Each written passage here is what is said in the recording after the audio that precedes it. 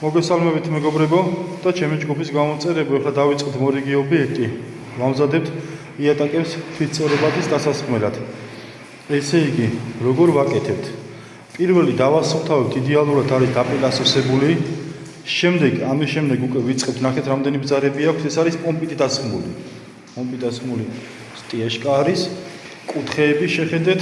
მოკლედ ახლა დავიწყებთ ამეების დაშფაკვა, ჯერ კუთხეებს დავშფაკლავთ, ამოვავსებთ კუთხეებს წებოთ ცემენტით. შემდეგ კარებებთან რომ არ გადავიდეს თვითწორებადი სითხე არ გაგვიპაროს, აბსოლუტურად კროკში მთელი ბინაში ესეთ ისენიად არის გასაკეთებელი. და აი ამის შემდეგ უკვე დავიწყებთ ამ ბარებზე ბზარების დამუშავებას, ესე იგი ამაზე უნდა დავაფინოთ ბადეები და ბადეები უნდა ჩავძიროთ წებოთ ცემენტში, ანუ უნდა დაიშფაკლოს ჯერ ერთი პირი და შემდეგ უნდა დავშფაკლოთ კიდევ მეორე პირი და ისხება გერმანული თვითწორებადი. ბოსტიკის ფირმის არის ძალიან კარგი, სწორდება იდეალურად და რა ვიცი გამოდის მართლაც უმაღლესი ხარისხის მასალა არის.